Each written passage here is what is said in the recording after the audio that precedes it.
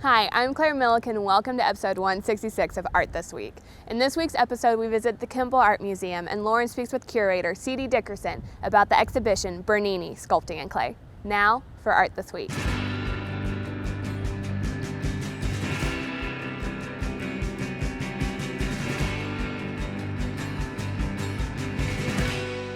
Hi, I'm here with C.D. Dickerson, the curator of European art, to talk about the Bernini exhibition here at the Kimbell.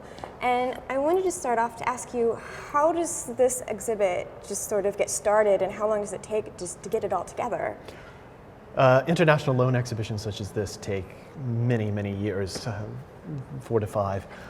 In this particular case, it has been a good 5 years, and it really began when I came on board at the Kimbell. I'd written my dissertation on Bernini. We had the model for the Fountain of the Moor in addition to 2 other Bernini, so it was a good place for me to be.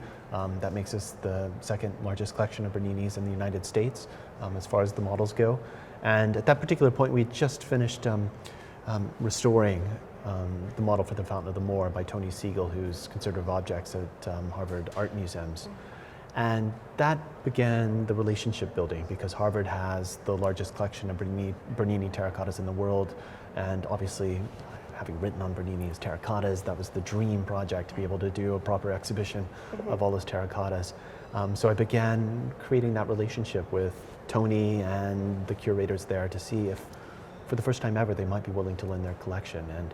And that was one step of the project. Another step of the project was finding a second venue.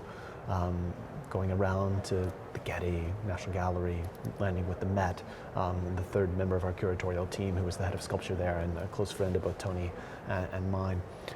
So that was one part of it. Once we realized the Harvard loans were probably going to be in play and the Met was on board, then it began the process of traveling and negotiating every other loan. People knew that Harvard was lending, therefore they were willing to lend their pieces because they're certainly very, very fragile. But that build-up, it took a couple of years doing the research, and then, the past year and a half, I've been at my keyboard just writing the book, which took nights and days for a year and a half, right up to the deadline. Can you explain the steps that a commission takes that Bernini does through to the completed piece? We can use what this was going for a fountain at the southern end of Piazza Navona in Rome. With something like this, and we have the evidence here, he made a first design, which would be a sketch model, perhaps also work it up as a drawing, a pen and ink. Sketch model, very loosely worked, just trying to get the basics of his idea. Once he has that in mind, he'll begin to make a larger model. In this particular case, we know that he really needed to get the approval of his patrons, so he needed to make a really perfect, fine, beautiful model that would impress them for its beauty, but also tell them, everything they're getting, all the details of the final design. So it would go to this stage from the sketch model, in Italian it's called a bozzetto, to the final model, the modello, which we have here.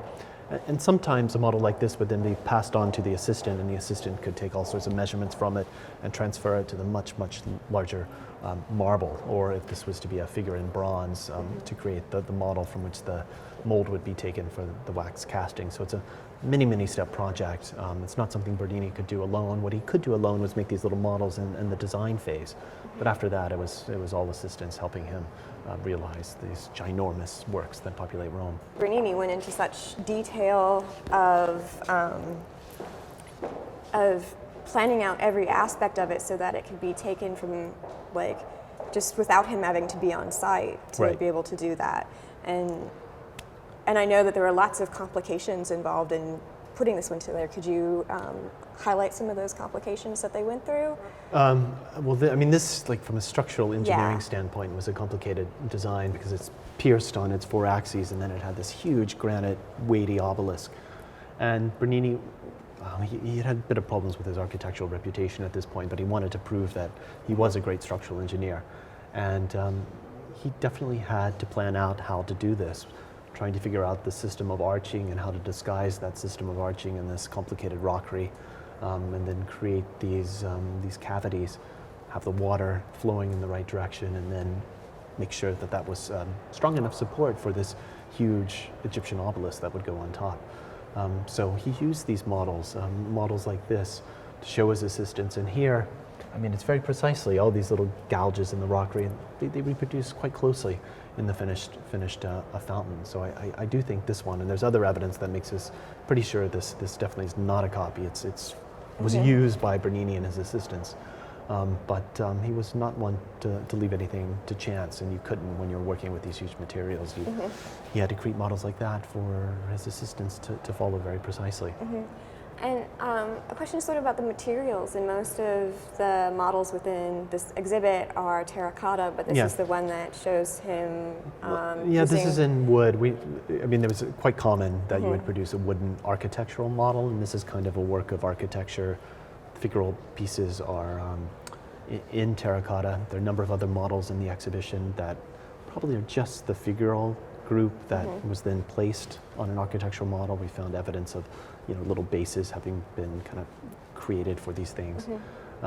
So he used wooden architectural models quite a lot. They're documented. This has been going on since the Renaissance.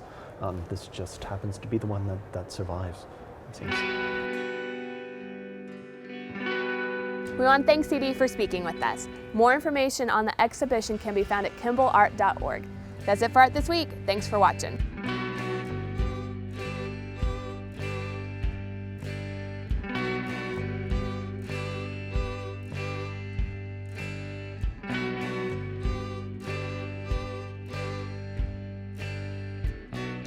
I still got your Polaroid.